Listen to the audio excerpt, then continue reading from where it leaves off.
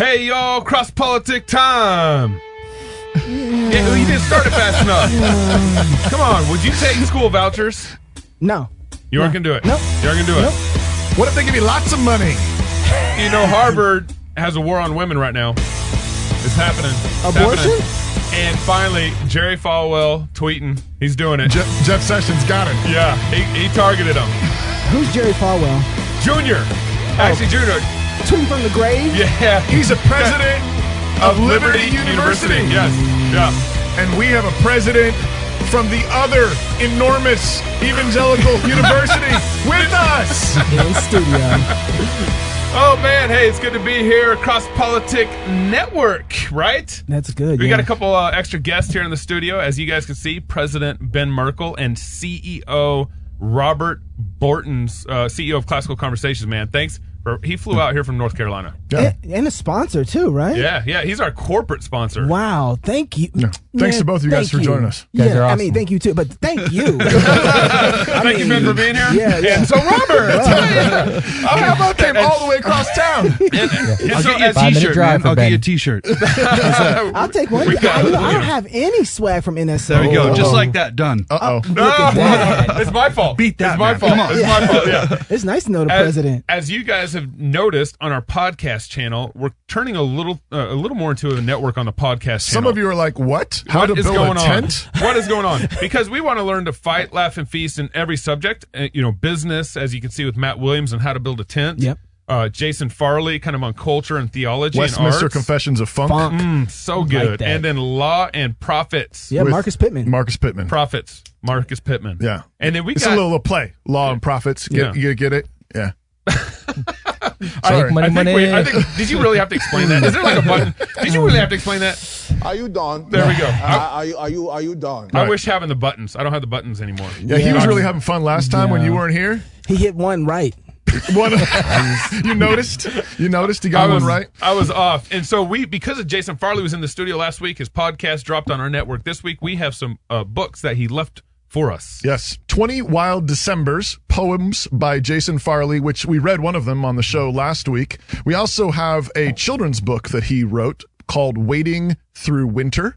It's illustrated, I think, by one of our longtime listeners and fans, Mrs. Jessica Lynn Evans. Yes. And then also by Jovial Press, which is Jason Farley's publishing company. Yeah. Little Mouse Finds a Friend. Yeah. It's a classic, instant classic. And that's a Leidenfrost. You got to by Jenny Leidenfrost, also illustrated by Jessica Evans. She listens to the show. Right. So, for a limited time only, if you join Cross Politic and become a new member, you can email us and you can request one of these titles from Jovial Press. And depending on how many people sign up, because we're expecting many. We're expecting millions. Massive It's going to sign be up. huge. It's a limited time only, and we'll send you one of the books. So if you request one, I hope to be able to give you that specific book. Right. I mean, and basically, Wading Through Winter and 20 Wild Decembers, about the same. Yeah. I mean, awesome, though. You lost me on that one, Toby. I'm like, about the same? Okay. Yeah. There we go. Join Cross Politic at crosspolitic.com. There's a big red button. It says join. Click it and become one of the other awesome people who's already joined. Yeah, you also have access to our Worldview Shotgun series. Hey. It was a little late. Yeah. I could have done a better job. Okay. And how you feeling? Huh? How's your back? I'm taking my medication. We've been praying. We had a lot of people praying for you last week. Yeah, man. Man, look, if y'all wasn't praying, I wouldn't be standing up walking. Yeah, it's really good to see you. Don't tell my doctor I'm not supposed to be sitting down. Right? Seriously, Don't it's tell really, my it's wife really good to see you. I'm not It's supposed really to good be to see you. If sitting you haven't down. already liked and shared the show, please do it. Or supported David's back. Yeah. Is there a GoFundMe page? I think so. It's our club membership. Get David it's our walking club membership. again. Tag your friends, your enemies, and also big thank you to those of you that have been buying us stuff off our Amazon wish list. Oh, man. It's been amazing. It's kind of crazy, but it's like Christmas up in here. Yeah. There are lights that just keep showing. I had lights show up in my office a few weeks In the ago. church office. And I'm like, what? Like, I didn't know. Like, it's addressed to me. Yeah. And there were these studio lights in my office. And Toby's like, what am I going to do with these? I said, bring them for over Cross-Politic. here. Bring them over here. We don't use them. Thank you very much. You are kind and gracious, and we are very blessed. And as you guys can see, we're going to be talking about education today. Yeah. We got some serious educators in here again. We can't stop talking about this. All right. So what happened? And if I mentioned at the very beginning of the kickoff here that would you take what did I just Vouchers? say? Vouchers. There we go. Woo! Would you take school vouchers? There's 2 lawsuits that have come up recently, one in Washington and one in Maine, over the school voucher issue. And in Maine, particularly, so in Maine, it's set up to where there's counties where there's no schools. And in those counties where there's no schools, the state just gives money to the people in those local counties. Just directly. So they could figure out their funding. They giving them back figure out their money? They give them back their money. Right. And a little extra. And really? So, and some of your sure. money too, then. Some of my money. That's right. It's probably not just their money. So they can educate their kids, but Maine restricts that money to where you can't go to a religious school in the local region with that voucher. And and as well, I was kind of thinking this, we were talking about this offline, that vouchers I think are kind of interesting for me, where if I had the opportunity to vote for it, I would vote for school vouchers as kind of a short-term play, Tactical as a short-term move. tactical move. I wouldn't vote for it as the end of everything, Right. but as a short-term play, I probably would. But the problem is here in Maine is like they're already restricting it to non-religious institutions. With the shekels come the shackle. Take the Roman coin. He's got a little rhyme there. You got to preach on that one. You take the king's coin, you become the king's man. Yep. Yeah, there's like this major hooks involved in this, Absolutely. right? I mean, and you can't just say, oh, we'll just take the money. Yeah. And that's the thing is I think a lot of Christians are just really naive. They're like, oh, money, Oh, Yeah. no, but this and we can start a Christian school. Let's think about what education is. Jesus says he's the way, the truth, and the light. So truth, if you're not educating towards truth, what are you educating towards?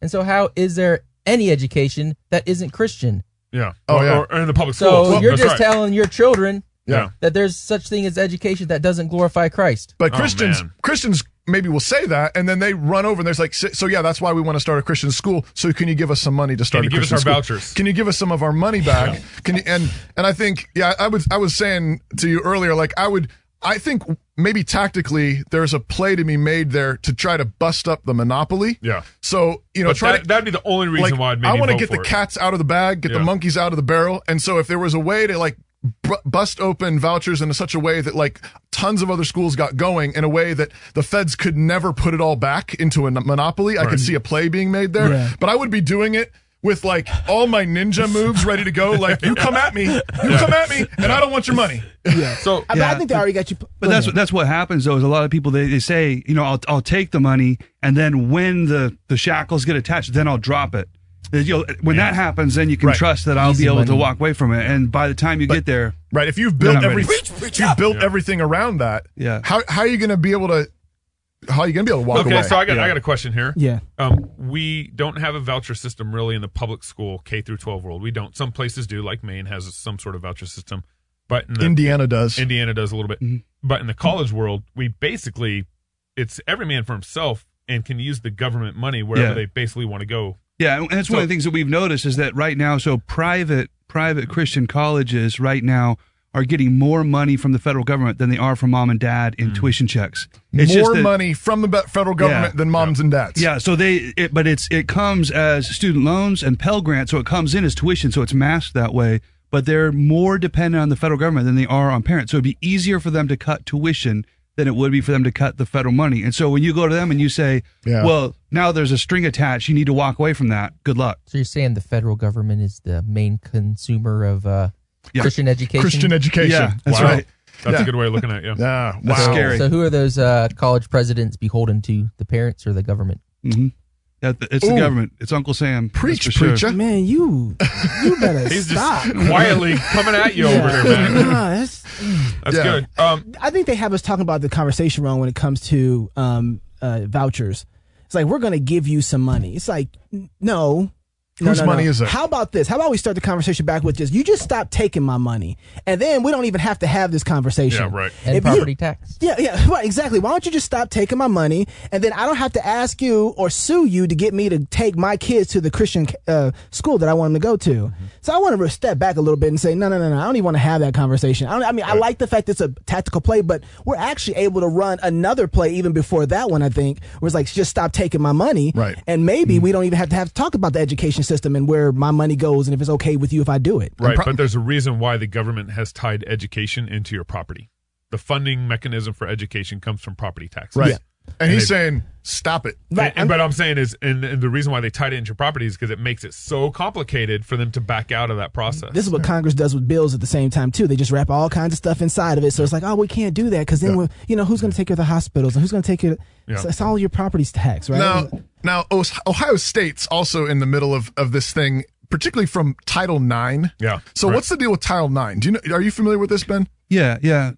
This is like the federal requirements regarding like discrimination. Yeah, kind of thing? it's the basic civil rights language. But what happened was under Obama, then you started attaching all of that to gender identity, sexual orientation, Right. definition of marriage, and all the Title IX benefits and requirements got attached. So to, that's the hook. yeah. Oh, yeah. So when you say civil rights language, what do you mean by that? Like, Well, prohibition of discrimination for race, then that language got applied to prohibition for discrimination against gender identity or sexual orientation. And so what Title IX, practically speaking, what Title IX means, you got to have an equal amount of sports for women and men on campus. Well, whatever they're making up. Whatever it has to be I mean, whatever happens equal. to be the So if you have a the football civil team, rights issue yeah, of the time. then you got to have a girls volleyball team and tennis team or something like that. Basically, Yeah. you have to have Basically, it's- equal this has been access. the long play is to pretend like gender orientation, sexual identity, all the marriage stuff, that this is just one more step in the long battle towards civil rights. They're trying to attach it to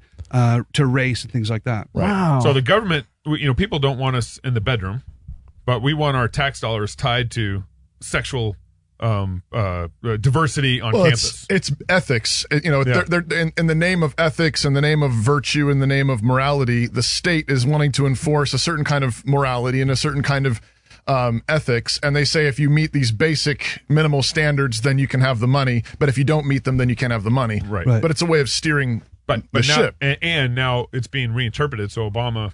Yeah, 8 under years ago- Obama, you had, right at the tail end of the Obama administration, you had a series of these letters called the Dear Colleague letters. Right. And the Dear Colleague letters were these policies going out to colleges basically saying, if you're taking the federal money, then all the Title IX stuff now is going to get applied to all of the sexual orientation. Right. Transgender, transgender, homo. cross-dressers. Yeah, that's when we all of a sudden started seeing all this like changes in the way universities were making bathrooms and dormitories and things like that. It was because of this move. Right. And actually, Obama first pressed that to the high schools. So he's on the White House steps and said, if high schools do not change their bathroom policies, then we'll remove federal funding from you.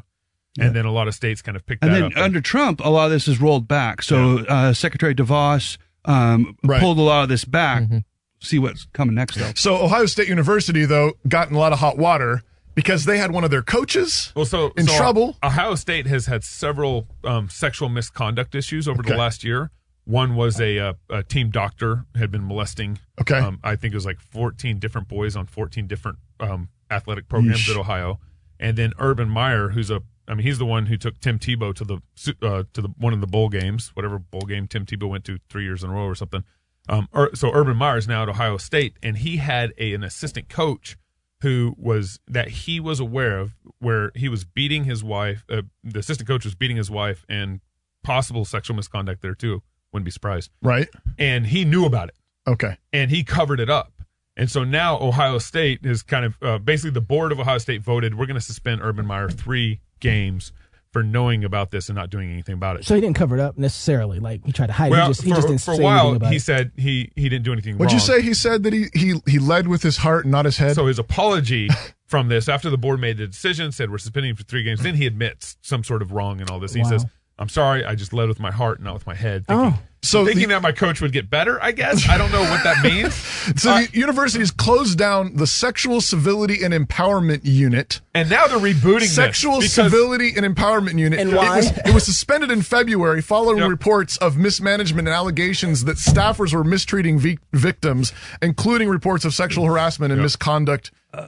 Right? And now, as a result of all this, they're rebooting that same office. But now they're having to restart it. Yep. And so then the restart. What are they calling it now? I don't know what it's it's called. the same thing. Sexual Civility and Empowerment Unit. Part 2 Does New St. Andrews have a Sexual Civility and Empowerment unit. We have Office? not gotten there yet. Okay. No. So, No. They need some of that federal funding to start with. Yeah, we get some of that. Yeah. I mean, like it's going to work. I mean, like it's one of those situations where you're like, no, this time it's going to work. Yeah. It didn't work before. Well, The I thing like is, the article. Robert, I think you're right though about like making that connection. a lot of this money goes towards these kinds of That's what ridiculous it's for. offices. Yeah, that's Yeah. you get this massive administrative bloat because it's propped up by all of this kind of money. Well, I think the University of Michigan has like over 200 people employed in their diversity office. Yeah. Wow. Boy, Wow. Oh, so it's just a cash cow. Yeah. So like you can draw more federal funds in. That's where that tuition is Start going. these offices of It's a anti-discrimination. virtue and stuff. cash cow. The reporting that you have to do in order to keep getting this money, it's a really onerous load that you've got to do quite a lot of reporting. So you have to hire a whole administrative team Right. just to manage this money and do all the reporting back to the government. And then you've got to start all these other sorts of diversity offices and things like that to make sure that you're fulfilling the requirements. Is this salvation by bureaucracy? Yeah. Well, I don't know anybody's getting saved, but it's I'd say death by. Yeah, but I mean that's the idea. Like they Yeah. think like what we need is another office of. Yeah. Yeah. Well, I liked how they called the original office that just got shut down the a leader in the worldwide, event, and now they're calling this new one, also having the best practices being implemented. So it's always the Yeah. best. It's always the leader. yeah. Well, this that's all time. assessment language. I mean, that's the other thing. That's what drives all of education is that you justify yourself by your assessment, which is a lot of this paperwork and metrics that you're trying to show that you're meeting certain ends. It has nothing to do with the actual product. And you said justification by metric. Yeah, And that's yeah. what I was thinking. So when I said salvation by bureaucracy, I'm thinking of like, this is just like a fancy justification by works. Oh, yeah. I mean, Yeah, this you're is right. justification by law, multiply the laws, multiply the regulations, multiply the self-studies. Yeah. And Yeah. we will save ourselves from sexual misconduct and abuse. Yeah, Well, and and it's because we actually don't know what an education really is, and we're scared of measuring people by how educated they actually are, and so we come up with these really easy metrics that we can track, and then we justify ourselves with that. Numbers and graphs. But the thing is, we do away with what the definition of gender is, and then what is molesting? How are you molesting a girl or a guy? How are you getting away? He just started it. How's your Office of Inclusion going to sort through all this? Jerry There's Falwell no definition for it. Jr. tweets, "By their fruits you shall know them." To Jeff Sessions. Today we saw the fruits of Jeff Sessions, but it's too little too late. The AG has sowed the wind, but he will reap the whirlwind in November. I want to know what Ben would have tweeted to Jeff Sessions. That sounds. we're going to find out next when we come back on Cross Politics. More with Ben Merkel and Robert Borton when we come back. That sounds like Trump tweet right there. Classical Conversations supports homeschooling parents by cultivating the love of learning through a Christian worldview in fellowship with other families. We provide a classical, Christ-centered curriculum, local, like-minded communities across the United States and in several countries, and we train parents who are striving to be great classical educators in the home. For more information and to get connected, please visit our website at classicalconversations.com. Classical, Christian, get connected, get community.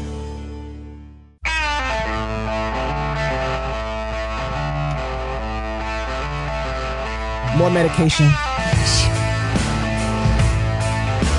But I'm upright. Yes.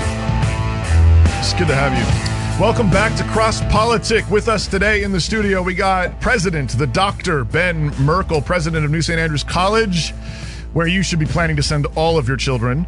And we have the CEO of Classical Conversations, Robert Bortons, one of the sponsors of Cross Politic. Thank you Making so it happen. And if you don't have Christian education happening for your kids, you should check out Classical Conversations. Now, right, yeah. before we left, you said you had a question. Yeah, I have like 6, but I'm only going to just one. Only one, because we got to talk to Mr. right. Bortons here about Classical The Conversations. whole debacle that happened in Ohio with the coach, Urban Meyer. Urban Meyer. Let's say that NSA had a coach, 2, Okay. and one of them was found to be beating his wife. Right. Okay. And it came out that the coach, the head coach, knew about this, and it got word to you that he didn't say anything. How as a president of this college NSA would you have handled this particular situation if this went on under your Well, he's gone yesterday. I mean, besides that, yeah besides he's gone. yeah Well, I think both coaches are gone. Oh, of course, Yeah, yeah, yeah. Okay. yeah, absolutely. I mean, that's a total violation of the trust and confidence of the parents that whose money you're taking So You yeah, wouldn't start a sexual civility and empowerment unit? no, but You I don't think, need I to think because you fired the problem. I Look think at you win-loss record. I think you might take a like a sackcloth and ashes unit that needs to start, because I think that you need some institution-wide repentance if that happens. I mean, you take responsibility. You say we lift Why it. is that happening at my college? Yeah, because I mean, it is true that by your fruits you know them, and if somebody's behaving like that, you should have had an eye out for other things before that. And I would want to, at the very least, they're gone, and there's some form of repentance. And I would have a deep conversation with the board about how deep the purge needed to go. Yeah. You know, just observation, mine. I don't want to attach this to you, but I'm just saying, I kind of feel like there would have been like another undercover crew, like a hit squad that would have went after the dude that was beating his wife. It's like, that don't happen here, homie.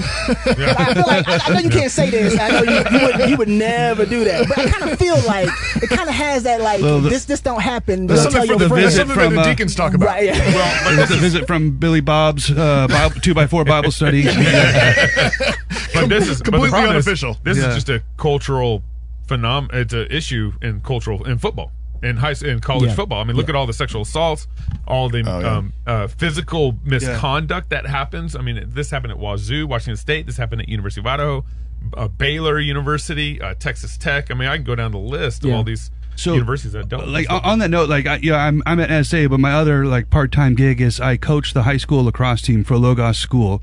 And one of the things that we have to face every single year is a team that will suit up a girl on their team to play us. It's a full contact sport. Right. You can hit each other with the sticks. You can beat each other, knock each other over. It's a man's game. And yeah, it's a man's sport. It's full contact, and we have a standing policy: we don't play against girls. And the reason is we're training the boys. You don't hit a girl, Right. And it's ridiculous how much I've had a number of very tense conversations at center field saying, sorry, we're not going to play you. We'll forfeit if you're going to put a girl on the field. And you have all these tense conversations, and then everybody is shocked when the world does not know this lesson that you don't hit girls. You don't hit girls. Right. Yeah. Wow. Right. And they're mad at you for not wanting to hit girls. But it's just this like very basic discipline that we need to instill in everybody, that like you don't do that. Right. You're supposed to step back and actually make sure they're protected. Right. You're that's practicing something, and if you keep practicing that, it's going to happen. But what has happened in the past for people to get to that point where they think it's okay to put a girl out there in contact sport? You know, like there's It's the, a number it's of the decisions ideology. and It's the process. ideology. Yeah. There's no real differences between genders, and that a girls can do just as good as a boy at whatever it is that you want them to do. Yeah. It's completely garbage, Yeah, but it's yeah. but it's just an ideology. Yeah, Okay. they think they're glorifying her, but they're robbing her of her glory. That's exactly right. Yeah. Now, speaking of glory and men and women and raising men and women to embrace their glory, we got Robert Bortons here, CEO of Classical Conversations. Talk to us about how did Classical Conversations come about, and what is Classical Conversations all about? Yeah, so Classical Conversations was started in my parents' basement in 1997. In their basement. Yeah, I was going to, I was entering my freshman year of high school, being homeschooled the whole way through. And a lot of my friends, they weren't confident that they could keep on homeschooling, you know, how to get into college, how do I teach the harder subjects, all the questions families have today about homeschooling through high school. And my mom was well known. She's always been an entrepreneur. She said, you know, if I help you homeschool, will you send your kids to me once a week, and I will help you through the high school curriculum. And so it's kind of funny. She, of course, She started having classes.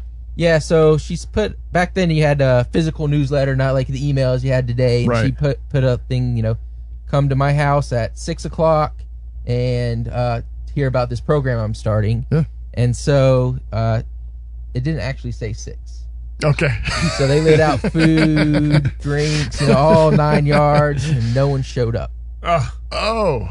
So about 6:30, my parents started putting everything away, and at that point, 11 families came because she had actually written 6:30. Oh. And they thought it was 6. So 10 people joined us in our basement, and just every year I got older, she gave the curriculum that she just used to someone else, and they started a new program, and then I graduated, and my brother John graduated, went to college.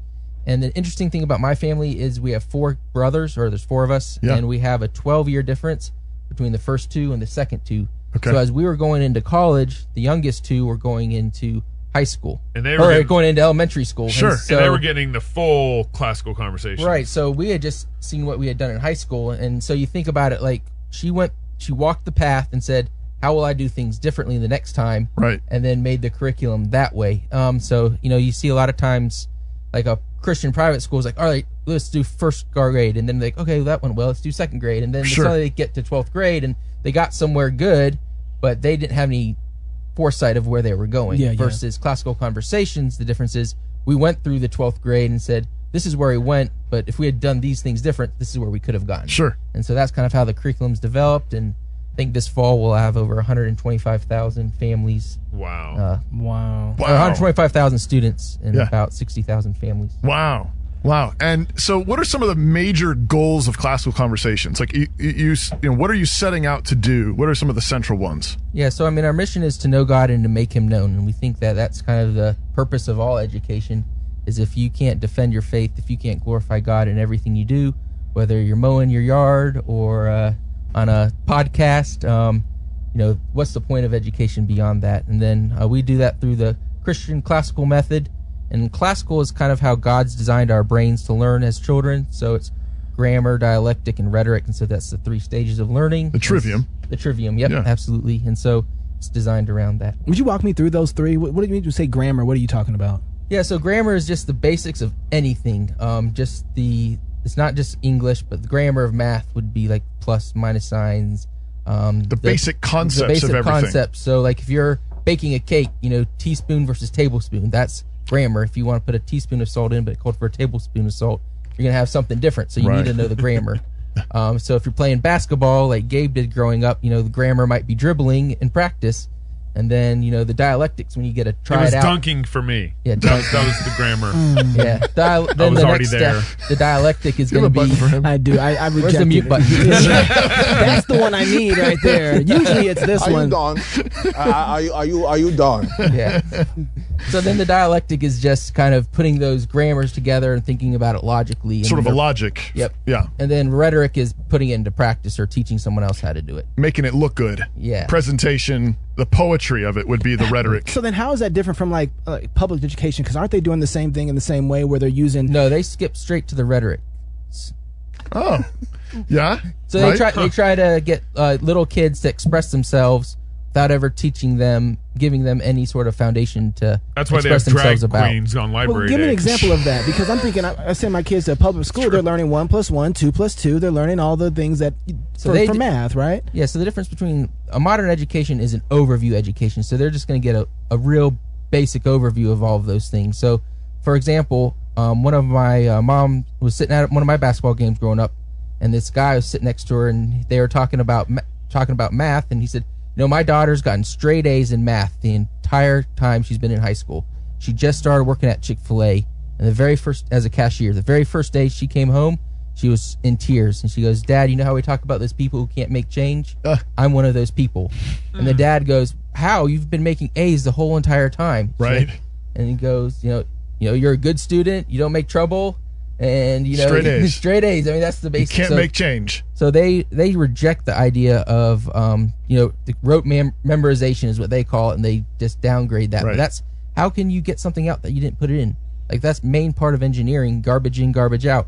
And that's kind of what is they do nothing in, trying to get something out. My wife studied elementary education in college for a while, and have a number of different stories from educators and teachers. But there's a lot of it's gotten worse. And I think actually your way of talking about only teaching rhetoric is actually a good way, like a very simple one-liner. Like that is a problem, because they want little kids to do like hard thought problems. And I've heard stories from experienced teachers who said, I used to be able to just teach phonics, and 1 + 1 is 2, and just basic facts, and you repeat it back to me, and they learn. And they have these new programs coming down, and they have to ask the kids thought questions. How does 1 + 1 make you feel? That kind of thing. And it's, Really? and it's Oh like, my goodness. it's like, Draw but a picture. they're second graders. They're 7 years old, and that's not how God made them. I think that's They don't know exactly. how they don't know how they're supposed to feel. Right. So you got to teach them how they're supposed to feel about things and Yes. what's right and wrong before you can get them to Right. talk back about it. But if you think that people are basically good and holy, and there's something sort of precious and valuable sort of automatically that's just born, then then you sort Arminian. yeah, right. Well, that's kind of what it is. I mean, that's Yeah. what humanism is. I mean, it's all backwards and upside down because it's based on evolutionary theory, which doesn't. I mean, like, why would you think that evolution would produce virtue? I mean, it's all incoherent, but it is deeply humanistic. Yeah. And so there's something good and valuable, and so we just want to like let the kids, share with us. Yeah. Rather than recognizing that no, they need to be taught, they need to be disciplined, they need to be raised in the fear and admonition of the Lord. So, what kind of person? I mean, of course, somebody who doesn't understand how to give change, that messes you up. I get that. Having some public school education, and when I started homeschooling, I started understand the why behind things. And it was just I started learning, what was, if that makes sense.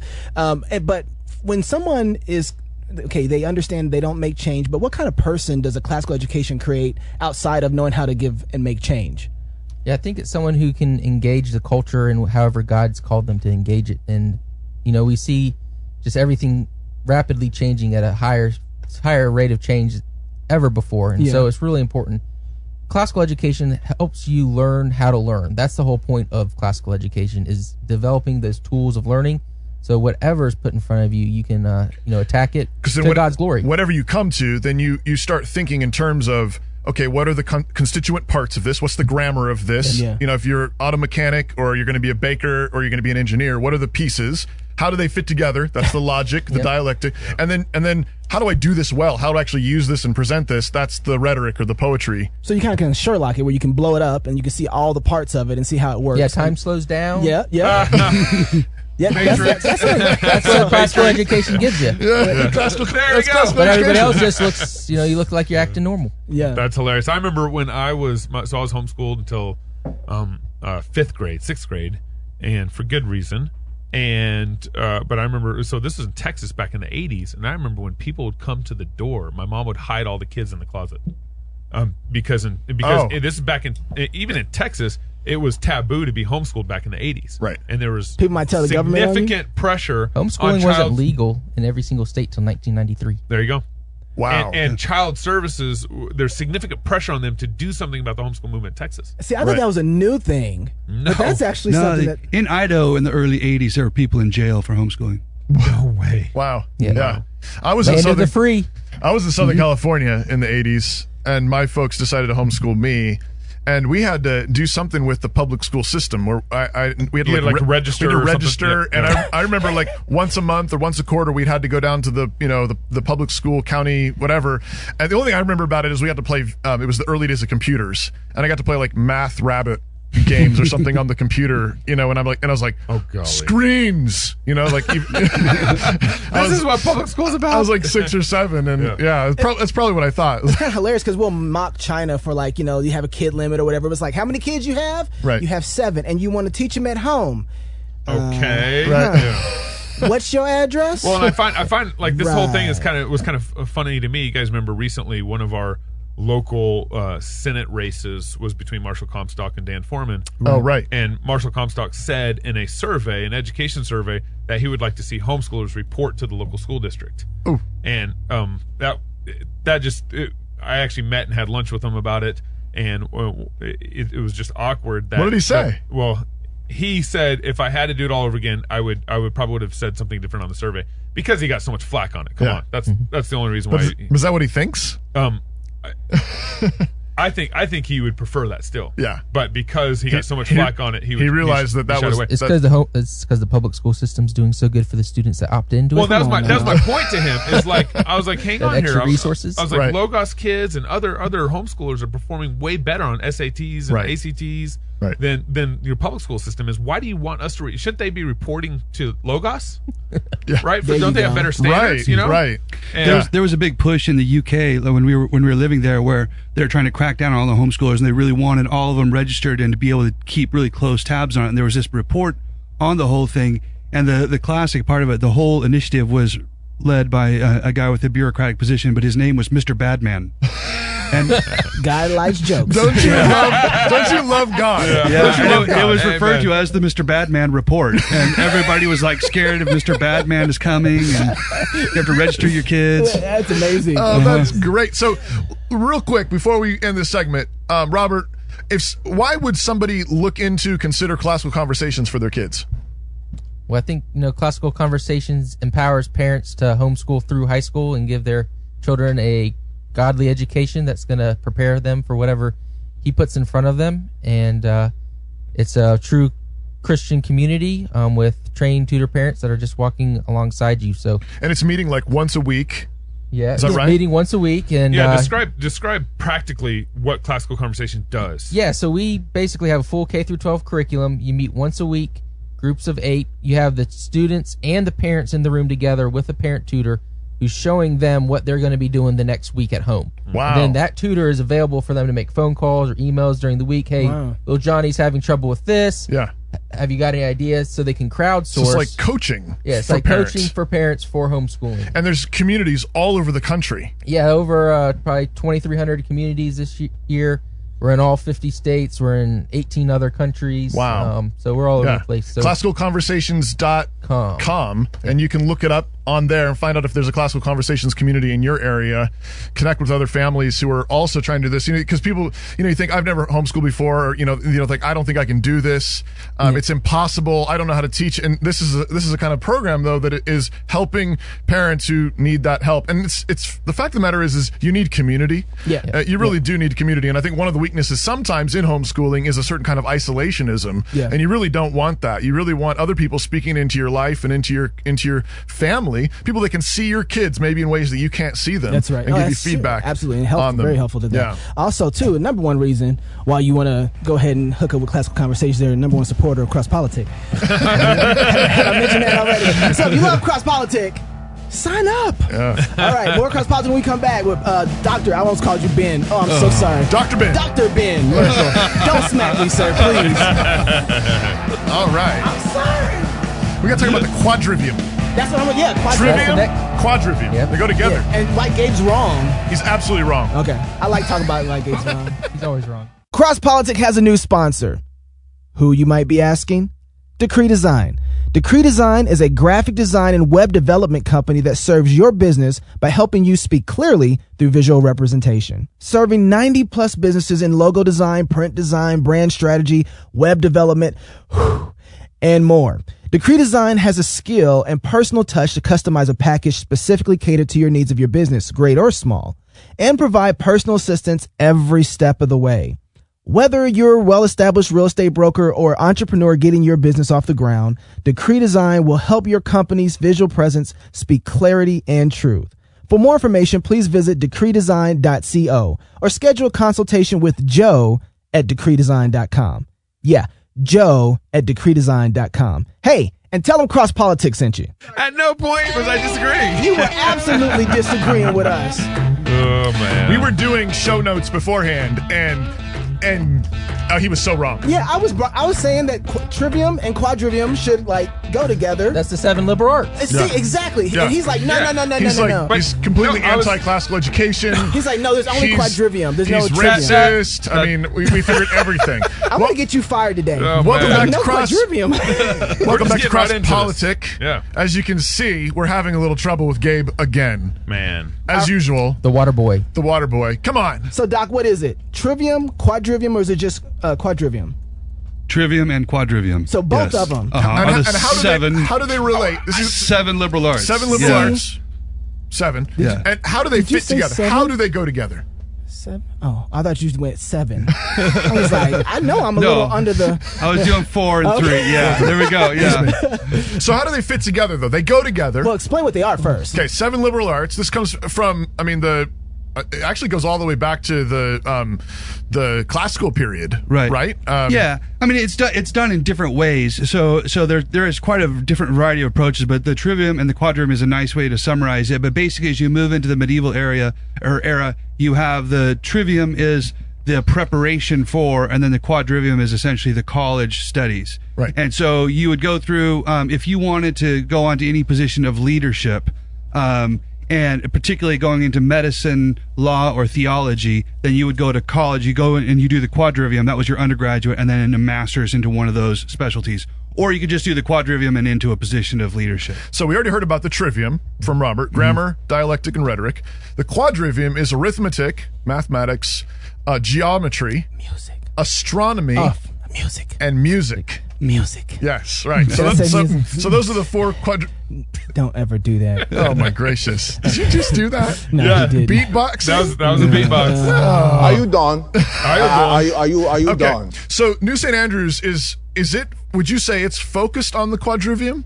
Well, Or how does it work? takes the place that the quadrivium took. So, I mean, we've obviously done a little bit of variation on the subjects that we use, but deriving from the medieval concept of the liberal arts as it's advanced through Western culture, we still do the basics. I mean, we've expanded into literature, philosophy, theology. So maybe an things like that. extension of the rhetoric side of things, and maybe little bits of grammar and logic still. Yeah. And now, if somebody goes to a classical Christian school like Logos, or they go through classical conversations, like Robert's program he's just laid out for us, if they've gone through that, is that enough? Could you just go from there and then say, okay, but I want to be an engineer or I want to be a doctor? With just the trivium. Just the trivium, is that enough for a Christian education?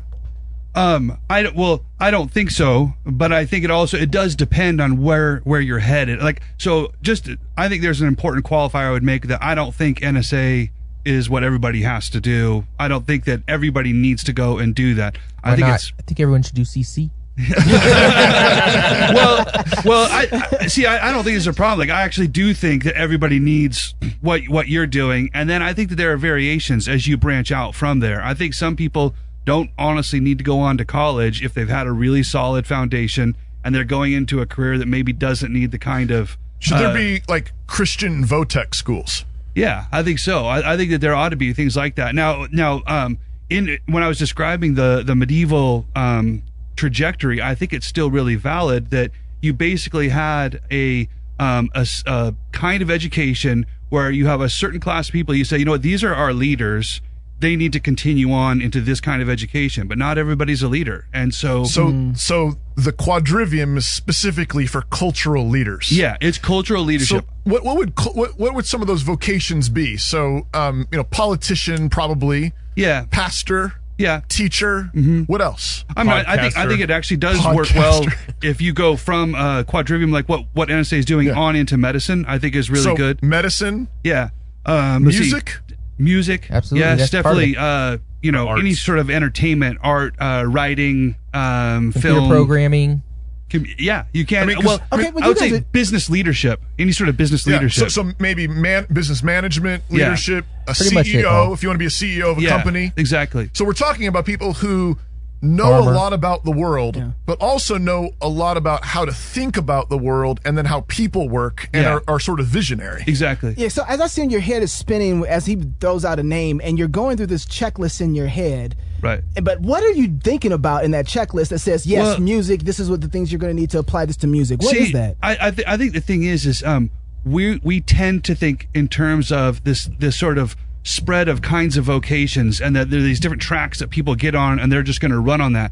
But the truth is we don't do that. Like I mean, my undergraduate was chemistry. If we all go and look at our undergraduate degree and how well does that match up with what we're doing, or take your first job that you took out of college and how well does that line up with what you're doing right now?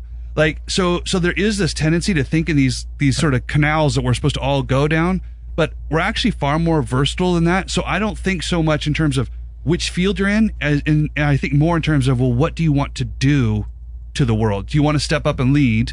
Do you want to form some sort of leadership kind of position? And it might be a communication kind of leadership, or it might be political. Who knows what it is? So apply this. I mean, so obviously somebody who is going to go into business or going to go into medicine or engineering, they will need to learn some of the particular skills that go with those vocations. Yes. But part of the question we want to ask before that is, what kind of person do you want to be? Yeah. Before you learn that skill. Anybody in a certain sense can learn some of those skills. You can learn how to program a computer, you can learn how to do surgery, you can learn how to make this, but what kind of person are you before you get there? That's what the quadrivium is for. That's what a classical Christian education at a college level is for. And I think that's the thing that's really critical, is that we've forgotten what the point of education is. We've made education to be about getting a particular kind of job, when it's far more about becoming a particular kind of person. Right. And I think that we need to really recover that, because the truth is, this is the thing that everybody knows but they have a hard time actually acting on it. That most jobs, some are different. Brain surgery, kind of a little bit of a different thing, but most jobs, your college education actually didn't prepare you to do the work. You showed up the first day of work and you realized that none of this was covered in class, and most actual vocational training happens the first 6 months on the job. Right. College taught you to be a certain kind of person. Jobs teach you how to do the job. And part of, I think, what we often miss too is even with brain surgery, like I'll bite and say, even there, I don't think we realize how much real life you can never prepare for in a certain way. Right. It's not like you get to a brain surgery. I mean, I'm sure there are, like, how routine is it really? Like, I saw this brain cancer yesterday. Right. Like we're still learning about everything. And so more important is, what kind of person are you? Are you creative?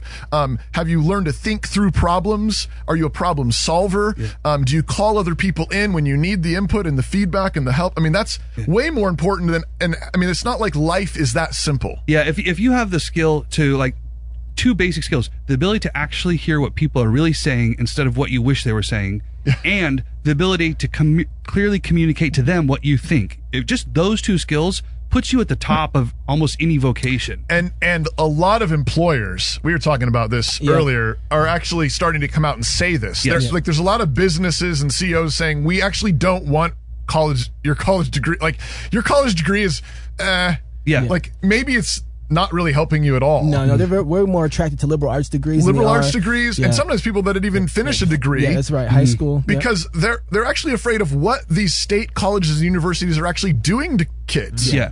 They got to untrain them to get them to do the job that they need them to do. They're giving them simple answers and simple skills that they're not actually teaching them to think. Yeah. Well, that goes back to what we were talking about at the very beginning, where colleges are governed by these metrics that they have to turn in. Right. And that filters into everything. So most of the classes, the actual grading of the students becomes these really easily measured metrics, rather than the much harder task of engaging in critical thinking. Like, so for instance, we all tend to favor right now the STEM subjects over the liberal arts, and the reason why is because STEM subjects feel like they have a hard edge. Objective. Yeah, there's a number and we can measure it. Yeah, so the number 7 versus a 3-paragraph essay. Yeah. How do you this one, I know if it's wrong or right. This one is much, much harder. Now, it's objective. The objective truth is there. It just takes a lot harder. It's more work to get to it. Yeah. And so we sort of deviate towards, we lean towards the math because we feel it's more objective. I think as Christians, we actually do it more because we really believe there is such a thing as objective truth. So we tend to start to kind of favor those things because we feel like the liberal arts is where everything gets squishy.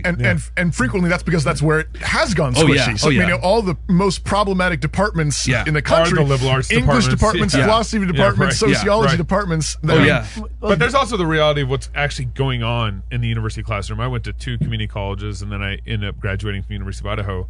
My degree explains a lot. You should figure it out. My degree was in communications, and it really was a degree in liberalism and feminism. Like, so a lot of the degrees that are being offered on University of Idaho or on campuses are, they say one thing and they're doing another actually in that. Secondly, most people who go and get a specific degree, we've gone through this before, end up 30% of those people who go and get a specific degree actually end up in the major they were trained in, actually ended up in a job. 30%. So 70% go and get a specific degree. They end up in a totally different career field, which is why I work at St. Andrews College. Would you do me a favor and define liberal arts? Yeah, so the arts, I mean, if you want to get etymological, liberal arts, it comes from the Latin word liber, which is the Latin word for a free man. The liberal arts are the skills and habits that you train a man to be free with. Cool. So we tend to use... all right, come on now. I'm listening. Well, so think for a moment of the difference between how you would train an enlisted man for his job in the military versus how you would train an officer. So I went enlisted Marine Corps, and when I was taught the jobs that I had to do, it was always a very, very specific checklist with zero room for like independent thinking. Or nobody wanted me going outside the box. Yeah. And that wasn't bad. They should not have wanted me to go outside the box, because when you're dealing with the enlisted men, you want a bunch of guys who don't think, who just do what they're told, because you're going to make them, charge the machine gun. Yeah. That's not the time for independent thinking. You just got to do what you're told. Right. But the training they would give an officer is completely different. That's the training of somebody who has to be able to think critically, imaginatively, come up with new ways to solve things, to hear exactly what's necessary, and then also the ability to compel men to follow him. Right. He has to be able to use his words to make people follow him. That's a totally different kind of education. And so I think of there's vocational training where you're teaching people how to do the steps to perform that skill. function.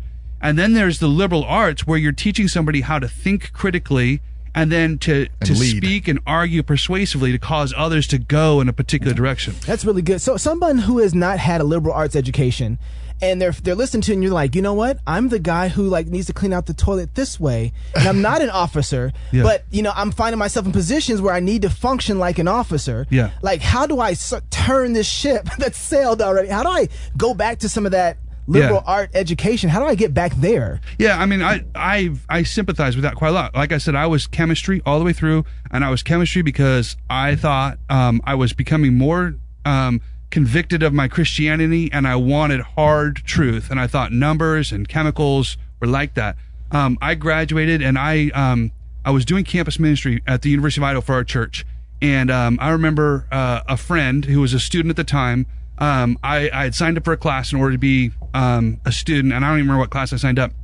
He said, drop that class and take this class on Chaucer with me. Oh. And I thought, Who Chaucer? that sounds... Jeffrey. Yeah. Jeffrey. 14th century poet. I said, that sounds like the dorkiest, dumbest. Like, I actually used some different language. But, like, Because he's in the Marines. yeah, It was not liberal arts language. Yeah, it was like, that sounds like the most French. effeminate thing ever. I thought it'd be a bunch of guys like in black turtlenecks, you know? Right. And he said, no, do it and we'll sit at the back and make fun of the English majors together. Okay. And I was like, that's a noble cause. I'll do that. That's a noble cause. So I signed up for the this class on Chaucer. I show up. First day of class, it's the middle of winter. The prof comes in. He's wearing cut-off jeans, a T-shirt, swearing, screaming. He was former Army Airborne. He lit the class up, throwing people out, making people cry, and then lecturing on Chaucer in this way that was like the most riveting thing ever. And it totally blew my mind. And so it really pushed me in a very, very different direction. But I remember suddenly seeing him. I'm trying to do campus evangelism to reach these students for Christ. Right. And I'm seeing this guy who's kind of a Jack Catholic walking through Chaucer get closer to the things that are in their heart that relate to the gospel than I ever could. Wow. Because he knew his stuff, he was tough, and he was using this medium that I had never realized could come alive like that. Literature. Yeah, lit. And so that, like, I just found myself starting to dive in. I can remember like grabbing Francis Schaeffer. Yeah. I mean, the first Francis Schaeffer book I read, like I had to read that thing 4 or 5 times. It was like one page every 20 minutes. Yeah. It was heavy. What was it? It was Escape from Reason. Yes. And it was just, I could not do it because It's I'd so not good. been trained like that. Escape from Reason. Yeah. How old were you at this time? I was probably in my early 20s. Okay. Yeah. Okay. And so, but I kept at it, and I just found myself more and more captivated by this. I ended up with a master's in English Lit, and then continued on with further graduate degrees. But I think just as far as classical education goes, everybody knows that when we're doing classical education, we're all trying to give our kids the education that we didn't get ourselves. Right. Every single one of us we're kind of making it up as we go in one sense. And yet the great thing about classical education, the whole point of it is that there's actually this really well-worn path that we're going back and discovering. And so there's something there to follow. And I think you need to not be insecure about, like, you see these kids that grew up there, like, but this one was born there. And we're foreigners. Like, I'm always going to speak with an accent in this land. But that's okay, because I'm thinking about my kids, my grandkids, my great grandkids. Just start where you are. Yeah. That's the answer to your question, though. Yeah, the answer to your that's question is good. you start where you are. I mean, if you're washing the toilets, but you got to start thinking about the future. You've got children. You've got a family. Right. Yeah. You're gonna have grandchildren. You want something. You want to make the world a better place for them. So start where you are. Start reading. Connect with classical conversations people. Yeah, that's right. Make a group of your own. Last thing real quick, though, I wanted to connect back to college and just thinking about, okay, imagine, though, you've got Christian parents with kids. They're thinking in terms of officer training. And let's imagine for a second, their kids really are officer material. Yeah. They're coming All up. kids are officer material. 12th, what's that? All kids are officer material. Coming up through Classical 12th. I'll be the president. Coming up to 12th grade, and they're thinking about college. Yeah. it seems like frequently there's a disconnect where they say, I graduated from Classical Conversations, I graduated from a classical Christian college, and now I'm ready to send them off to, Behemoth University of whatever. Yeah. What's the disconnect? Yeah, I find it really discouraging that all the sacrifice that has been made to get all the way through. These kids are graduating from high school with a fantastic education, and so much sacrifice has been made on behalf of the parents and the communities in order to get them through. And then for some reason, principled decisions. Yeah, very principled decisions. Sacrifice and all this. Not taking the federal money, not taking the state money, and then all of a sudden, as soon as it comes time for college, all those principles go out the door because of jobs. Yeah, we think you can't get a job unless you go to those kinds of colleges, which is not the case at all. Yeah, so I think we have an idol problem, and I think we sometimes lose faith. Yeah. Right at the moment, like we blink. Yeah. Right at the moment when we needed to push all the way through. Yeah. And there is a place to start talking about how do I learn the skills I need for the vocation, but I think we blink right before we're supposed to, and we don't recognize that 13th through I can't do math. What is 16th. it? 16th grade. Yeah. Make a change. He didn't get the quadruple. I didn't get it. Those 4 years, just how significant and impactful they are. I think at best, I don't think I think a lot of times people again say, well, but my kid's made it, or my kid is making it. I think I can survive it. But that's not what we're after. We don't want to survive. No, that's right. We want to conquer. Tim, you better pray. Right? We want kids to come out the other side who are actually ready to lead, not having come out sort of beaten and tattered. But recognize. Why are you looking at me because my back is on? Recognize though, these universities are the places that trained all those public school teachers you avoided for 12 years. Come on now. Right? Yeah. Why would you suddenly start sending them to the very place that you were avoiding for 12 years? That's right. I think Christian parents need to just get it set in their minds that we are going to provide a Christian college education for our kids, and that means you got to be discerning. Not all Christian colleges are Christian colleges. Yeah. And it's not magic. Baylor is not a Christian college. Texas Christian University is not a Christian college. Well, and let's put something big right now. They're getting good jobs that are graduating from NSA, right? Like that's not even a question. What are NSA grads doing? Business, law. We have some on as medical doctors now, teachers, pastors. It's there's pretty wide spectrum, but our graduates gone to Oxford, Harvard, Princeton, Yale. There's a fairly wide diversity. You're getting thank you letters from those guys, aren't you? Thank you so much. Those guys are great. Yeah. But I think all this goes together. If we want to be free Christians, if we want to be independent, we want to think independently all the way through, we want to live before God in an honest way. Then we have to have the end goal in mind, and we can't just go halfway and say that's good enough. But here's also the reality of it is most Christians who send their kids to public school are not coming out with all holy and spiritual in public high school. Oh no! And then the same thing for college universities. We've done. There's been two different studies on this. It's basically the number is 50 to 80% of kids who go to secular university end up losing their faith through that process. When I first started doing campus evangelism years ago, I was mentally prepared to talk to tons of kids who had never been in church or heard the gospel before. I get on campus and more than half of them grew up in churches. Wow. And that's a very unscientific sample, but I'm just telling you, the people that I run into are kids who say, oh yeah, I went to youth group, I went to Christian school, I was baptized, my parents are Christians, and I came to college, and I don't believe in Jesus anymore. And that's more than half of the kids I meet on campus have that story. You mean the hour they spent at church on Sundays couldn't defeat the 40 hours a week they spent in school? Exactly. Well, the problem was that a lot of time women baptized as babies. You know what I'm saying? That's a lot of the biggest problems that they weren't baptized as kids. And so they did that. Go baptize your kids if you have But I also want to blame the fact that it's not just, I get the universities, that's a problem for them because they're training them outside. They want to train them and disciple them outside of Christianity. But parents, come on. Your kids are leaving home, and that's what you've set them up for, is to be discipled by somebody else.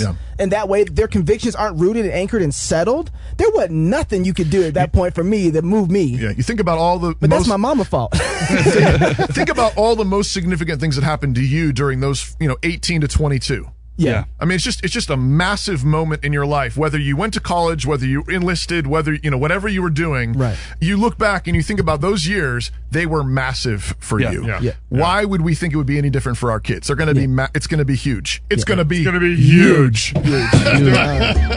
Hey, website. good to have you guys. ClassicalConversations.com. You can read Classical Christian Education Made Approachable if you're one of those adults that wants to get your life turned around. Say that again. Classical Christian Education Made Approachable. 99-page book. Most simple explanation of classical education is there out there. Okay. We'll link to that on our email list. Absolutely. Yeah. News at Andrews College. NSA.edu. Do it. Until next week, love God with all your heart, soul, mind, and strength. Love your neighbor as yourself. Go fight, laugh, and feast. I need some Advil.